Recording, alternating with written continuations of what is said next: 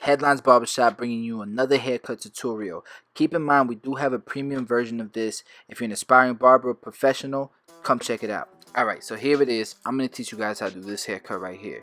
Now it's a low fade with a number 2 on top, and we're going to fade the beard in.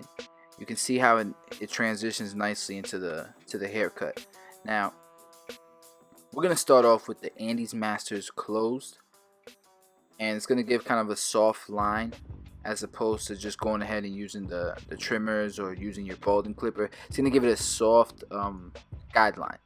Now the guideline, I'm using the shape of his head, and once you get done with that first initial guideline, go ahead and open the Andes all the way open and start to make your next guideline. And we go about an inch up, half inch to an inch up. You don't want to go any lower than that, because if you go any lower than that, it's going to be very hard for you to do a nice faded transition. Right here I have the Andes all the way closed, and I'm starting to knock out that first initial guideline. And as you can see, I'm using the corner of the blades. I'm using my wrist to knock out that initial line. And as you go up to that next guideline, you want to start opening the blade. You're not going to raise the fade as long as you don't raise that next guideline.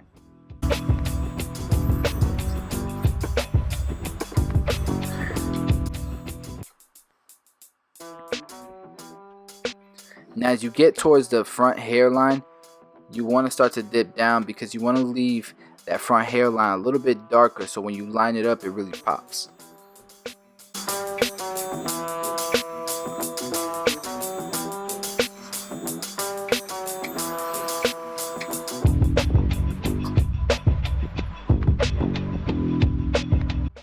Okay, so when we go on to our next guideline, we're going to use the number 1 guard open, or the 1/8 guard.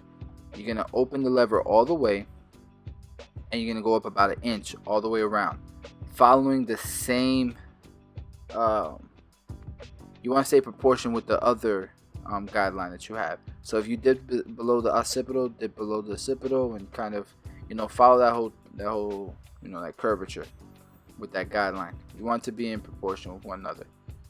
Once you're done with that, go ahead and close the number 1 all the way. You can actually skip all the notches, close it all the way, and start taking out bulk. Now it's not going to remove that guideline all the way, but it will lighten it up, and it'll knock out a lot of that bulk. And then we're going to follow that up and completely take away that demarcation that you created for the guideline. We're going to completely remove that with the number 0 guard, or the 1/16 guard. Now this is a magnetic Andes purple guard. This is the one with the 2 magnets. I really hate that 1 magnet guard. Now, as you can see, I went back to the Andes with no guard. It's all the way open. I'm just kind of tracing back on my steps and making sure that I didn't miss any demarcations, or I'm creating more of a flawless blend, or a fluid blend, I'd like to say.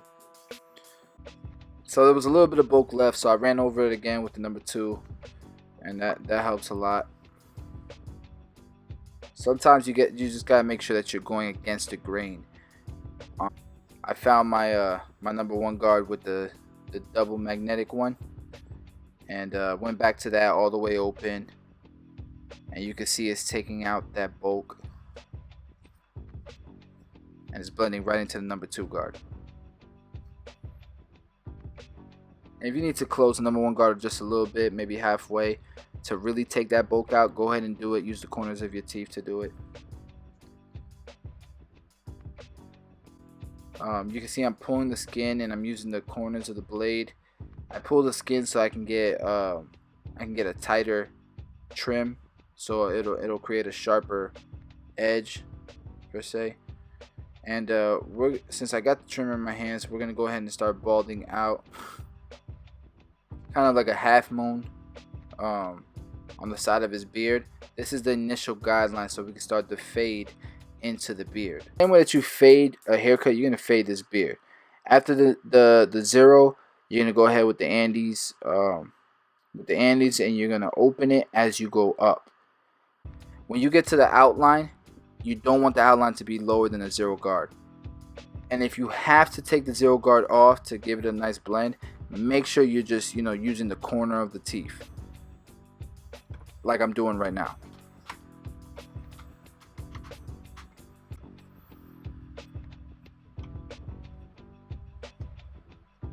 And if you're just starting to learn this haircut, take your time. Repetition is what's gonna make you. I just want to provide you the information. You gotta go out there and take action and practice it.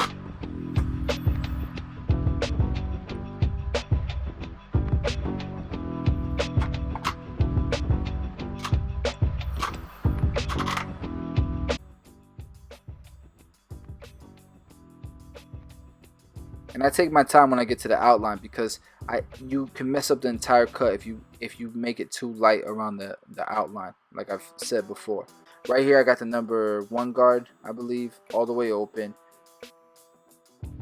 As you get closer to the mouth, or to the chin area, to the goatee area, you're gonna leave that darker, right? That's what's gonna make it a fade. So the same way that's a number 2 on the top of his head, you're gonna make it a number 2 around the chin area.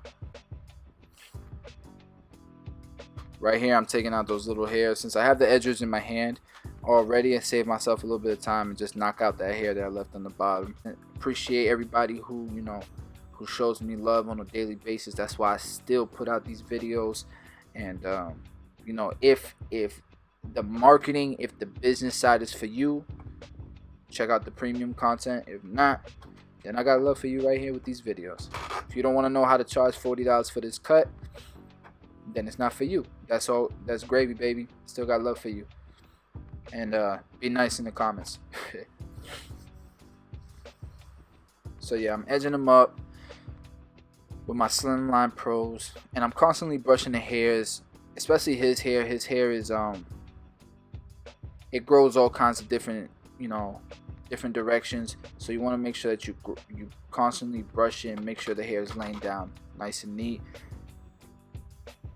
and then line it up. And I got a secret for that too. Give it a nice sharp edge, and I leave the natural hairline, not pushing nothing in, not raising this lip line, the bottom of his mustache up too high. A lot of people don't like that unless they ask for it. Now when I'm doing this beard, the middle, when I line up the middle part of his beard, is typically the guideline, and then I connect everything else to it. So you saw me make sure that the bottom of the left side of his beard was at the same angle as the top side of his beard. From there, between that and the middle of his beard already being lined up, I can just connect the rest of it together. So those are my guidelines. With the mustache, you can lower it down with the Andes all the way open. Gel, you can use any shave gel really. Just make sure that it's clear so that you can see what you're lining up with the razor. Put a fresh new razor every single time on every single client, right? Make sure he sees that you put a new razor in. Customers will appreciate that. You don't need any fancy razor blade holder. You just need something that's comfortable for you. If you guys have, any suggestions for another blade, go ahead and share it. I'll try it out.